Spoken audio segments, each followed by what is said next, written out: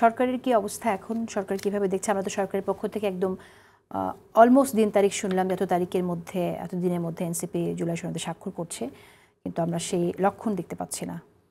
এখনো তো সময় আছে, কয়েকটা দিন হলো, কিছু ঘন্টা হলো। তো এখন দেখি, আজকে যেমন সমাপনী বৈঠক হলো ঐক্যমত কমিশনের, কালকে কমিশন সরকারকে তার রেকমেন্ডেশনসগুলো দিবে। So only time will tell. মানে এনসিপি সাইন না করলে এটা ওনাদের রাজনৈতিক ডিসিশন, করলেও এটা ওনাদের রাজনৈতিক ডিসিশন। কিন্তু আমি একটা জিনিস বলতে চাই কি, মানে এটা আমি চার্টারের দিনও আমার কাছে মনে হয়েছিল যে আমি ওই স্টেজটার মধ্যে আমি নাহিদ ইসলামকে অনেক মিস করছিলাম, কারণ এই ছবিটাতে ওনার থাকা উচিত ছিল। এটা আমার ব্যক্তিগত মতামত। পারলে উনি না সাইন করতেও পারতো, গণফোরাম তো পরের দিন সাইন করলো, না সাইন করলেও সমস্যা নেই, কারণ বাট এই যে একটা হিস্টোরিক মোমেন্ট ইয়ে হলো, এখানে আমি আমার জেনারেশনের নেতাদের দেখলাম না। এটা আমার পার্সোনাল একটা মানে ডিসস্যাটিসফ্যাকশন তো থেকেই যাবে। সব মুরব্বীরা থাকলো, কিন্তু আমরা ইয়াংরা আচ্ছা, আমি জুলাই সনদ প্রসঙ্গে সাইদ আব্দুল আপনার কাছে আসবো, কিন্তু তার আগেই অপূর্ব জাহাঙ্গীর আমি আরেকটি বিষয়টি জানতে চাই আপনার কাছে। সম্প্রতি তথ্য উপদেষ্টা মাহফুজ আলম একটি কথা বলেছে, নভেম্বরে ক্যাবিনেট ক্লোজ করা হবে। এরপর এই বক্তব্যের পর আমরা আবার দেখলাম সরকারের পক্ষ থেকে জানানো হচ্ছে যে বিভ্রান্তিকর। তার মানে কি আমরা ধরে নেব যে সরকারের মধ্যে এক ধরনের দূরত্ব আছে, সমন্বয়হীনতা আছে? না, একদমই দূরত্ব নেই। এটা সাথে সাথে উনি বলেছেন, এবং বলার কিছুক্ষণের মধ্যেই কিন্তু প্রেস উইং থেকে এই বিবৃতিটা দেওয়া হয়েছে। দেখেন, আমরা অনেক সময় কনটেক্সটের মানে এটা কিভাবে বলেছে, কোন প্রশ্নের উত্তরে বলেছে, ওই সময়টা কীরকম ছিল, ওই কনটেক্সটটা স্টাবলিশ না করে এরকমভাবে মিসকোট অনেক সময় হয়ে যায়। এটা উনি বলেছে, আমরা যদি এটার ফুটেজও এখন পাওয়া যায়, আমরা ওইটা একটু অনুধাবন করলেই বুঝতে পারবো যে উনি কোন সেন্সে বলেছে। সরকারের মধ্যে আরেকটা সরকার আছে, এসব আলোচনা আছে, এমনকি উপদেষ্টাদের মধ্যেও দূরত্ব সৃষ্টি হয়েছে, এমনও শুনতে পাই। তথ্য মন্ত্রণালয় আসলেই কাজ করতে পারছে না, এমন তথ্যও আমরা শুনি। আমরা তো মানে দেখেন, এই ধরনের কথাবার্তা শোনাটাই তো স্বাভাবিক। মানে শোনা স্বাভাবিক না, কিন্তু আমি কেন বলছি স্বাভাবিক বলি, সেটা হচ্ছে যে এরকম মানে আমরা তো প্রায় একটা রুমার মিলের মধ্যে থাকি। তো আমার কথা হচ্ছে যে এরকম ঐক্য নাই, উপদেষ্টাদের মধ্যে ঝামেলা হচ্ছে, এগুলো আমি ফ্র্যাঙ্কলি স্পিকিং আমি অত সিরিয়াসলিভাবেও চিন্তা করি না। দেখেন, এগেন আমি যেটা প্রথমে একবার বলেছি, এটা কোনো পলিটিক্যাল আমব্রেলার মধ্যে না। এখানে ডিবেট থাকবেই, এখানে একজন আরেকজন। সরকার কোনো বিশেষ দিকে টিল্টেড হয়ে যাচ্ছে না। সরকার যেহেতু সবাই অ্যাকিউজ করছে যে সরকার অমুকের দিকে টিল্টেড হয়ে যাচ্ছে, অমুকের, তাহলে আমি বলবো সরকার কোনো দিকেই টিল্টেড হচ্ছে না। এটার জন্য সবারই এই কমপ্লেন যে সরকার অন্য সময় হয়তো বলে দেবে। রাইট, অপূর্ব। শেষ করবো সাইদ আব্দুল্লাহ, আমি জুলাই সনদ নিয়ে আপনার মন্তব্য শুনতে চাইছি যে আপনি কি দেখছেন আসলে জুলাই সনদের স্বাক্ষর সবাই করছে কিনা, বিশেষ করে এনসিপি আসলে করবে বলে আপনি মনে করছেন কিনা? এনসিপি করবে কি করবে না এটা তো একেবারেই তাদের একান্ত ব্যক্তিগত ব্যাপার।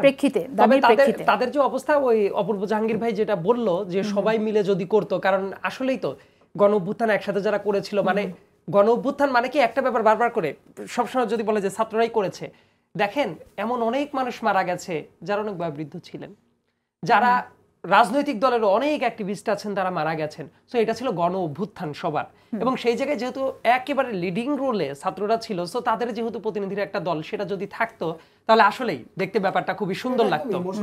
জি জি জি, জাস্ট ইমোশনাল দিক থেকে। তবে আমি এখনো মনে করি যে এই জায়গাটা হয়তো বা এমন একটা আন্ডারস্ট্যান্ডিং আসতে পারে, তারা সাইনও করতে পারে, ইভেন তারা যদি নাও করে তাদের প্রতি রেসপেক্ট থাকবে, কিন্তু এইটার এনফোর্সমেন্ট মেকানিজম যেটা, সেটা করাটা কিন্তু আইনগত ব্যাখ্যার দিক থেকে অনেকটা ব্যাপার স্যাপার আছে। জাস্ট আমি একটা কথা বলবো, রিলেভেন্ট একটা জায়গা, অনেক জায়গায় আমি অনেককে বলতে শিখি যে এই ব্যাপারগুলা না করলে পরবর্তীতে যদি বর্তমানে যারা ফ্যাসিস্ট আছে তারা যদি ব্যাক করে আসে, এটা শুলে চড়াবে, অমুক চড়াবে, তমুক চড়াবে। এটার কনক্লুডিং রিমার্কসটা হইল, জুলাই সনদ যারা স্বাক্ষর করেছে এবং কেউ যদি নাও করে থাকে, এই সনদের এমন অনেক ব্যাপার আছে যেটা আইনগতভাবে কতদূর কি হবে সেটা সময় বলে দিবে, কিন্তু মানুষের ভেতর যে প্রমিসগুলা করেছে, আগে যেটা হইতো যে প্রমিস করলে মানুষ বলতো পলিটিক্যাল রেটরিক বক্তব্য, এই জিনিসটা এখন কেউই আর করতে পারবে না, যত বড় ক্ষমতাসীন সরকারই হোক না কেন। কারণ জনগণ তাদেরকে একদম চেপে ধরবে যে আপনি এটা বলছিলেন, এটা কেন হইল না। সো তাদের জন্য, পলিটিশিয়ানদের জন্য রাজনীতিটা অনেক কঠিন হয়ে যাবে। আর 2 নম্বর ব্যাপারটা হইল, বাইরে থেকে আমরা যদি ওই ভয় পাই যে ও আসলে এইটা হবে, তমক আসলে এইটা হবে, ফ্র্যাঙ্কলি স্পিকিং অন্য কেউ যদি আসে, আপনার আইন কানুন কোনো কিছুর ধার ধারবে না। আইন কানুন, টেকচুয়াল আইন কানুন দিয়ে পৃথিবী ওই অর্থে চলে না, বরং যার হাতে যখন পাওয়ার থাকে, যার মাসলটা থাকে, তার মতো করেই আইনটাকে সে শেপ করে, অথবা তার মতো করে কাজটা করার পরে তারপর আইনটা তৈরি করে। যদি ধরনের ফ্যাসিস্ট কোনোদিন ব্যাক আসে, যারা তার গণ অভ্যুত্থানের জন্য ডিরেক্ট এরকম জড়িত ছিল, তারা এসে কোন আইন কোথায় আছে সব ধার ধারবে না, তারা আগে তাদের ওই যে হিংসার কথা বলেন, তাদের ক্রোধের জায়গা বলেন, সেটাকে মেটাবে, তারপরে আইনকে তাদের মতো করে কাজ কারবার চালাবে।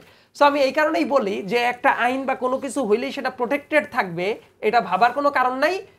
এই জন্য আমাদের সবচেয়ে আগে যেটা জরুরি সেটা হইলো একটা গুড গভর্নেন্স। বাংলাদেশে যদি গুড গভর্নেন্স থাকে, মানুষ যদি ফিল করে সত্যি সত্যি যে শেখ হাসিনা নাই কিন্তু বাংলাদেশের মানুষ জেনুইনলি ভালো আছে, স্বাস্থ্যসেবা ভালো আছে, তারপর শিক্ষা ব্যবস্থা ভালো আছে, মানুষ থানায় গেলে ভালো সার্ভিস পাচ্ছে, বিচারালয়ে ভালো সার্ভিস পাচ্ছে, ভোটের মাধ্যমে সে পাওয়ার চেঞ্জ করার এখতিয়ারটা আছে, তার ধরেন যে বেসিক ডেমোক্রেসির জন্য যা যা ফ্যাক্টর আছে সবগুলো সে এক্সারসাইজ করতে পারছে, দেখবেন মানুষ সত্যিকার অর্থেই মনে করবে যে ঠিক আছে, যা গেছে তা তো গেছে, আমরা এখন ভালো আছি। আমাদের বরং এই জায়গাতে মনোযোগ দেওয়াটা বেশি জরুরি। শেষ করে দেব আপু জাহাঙ্গীর, লাস্ট দুটো প্রসঙ্গে আমি আপনার কাছে জানতে চাই। আমি এর আগে জানতে চেয়েছিলাম যে চট্টগ্রাম বন্দর নিউ মেরিন টার্মিনাল যেভাবে দেয়া হলো বিদেশি কোম্পানিকে, সেটা কেন দেয়া হয়েছিল সেটা আমি শুনতে চেয়েছিলাম। আমি তো আরও দুটি প্রসঙ্গে একটু আসতে চাইছি। সেটা হচ্ছে কক্সবাজার আন্তর্জাতিক মানে একটু রেল স্টেশন হয়েছে এবং সেখানে বিভিন্ন স্থাপনা ইজারা বা বরাদ্দ না দেয় সেটা অকার্যকর হয়েছে, এমনটাও শুনেছি। এবং এখন এটাও আমরা শুনছি যে দেখভালের জন্য কক্সবাজার রেল স্টেশনের পরিচালনার ভার বিদেশি কোম্পানির হাতে তুলে দেওয়া হবে, আন্তর্জাতিক দরপত্র আহ্বানের প্রস্তুতি চলছে। আমি একটু প্রশ্ন রাখতে চাইছি, কিন্তু সরকারের মধ্যে কি বিদেশ প্রীতি কাজ করছে কিনা?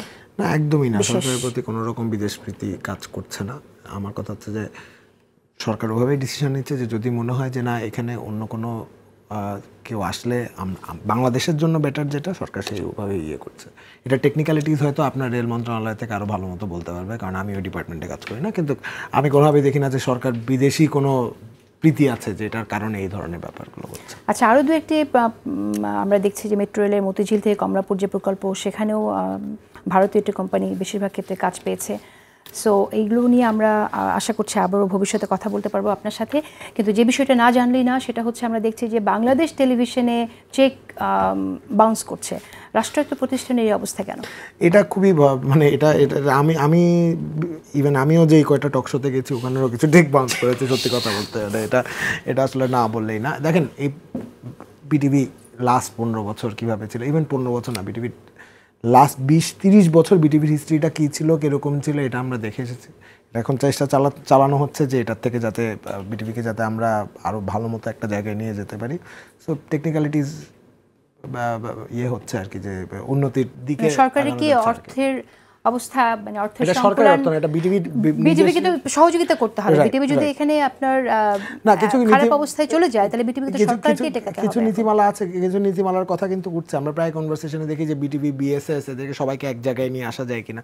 সো এই আমরা যেহেতু আরও কয়েক মাস আছে যাওয়ার আগে, তথ্য আমি প্রিটি শিওর যে ইনফরমেশন মিনিস্ট্রি থেকে কোনো একটা গাইডলাইন দিয়ে দেওয়া হবে যাতে এই ধরনের প্রবলেম ফেস না করা হয়।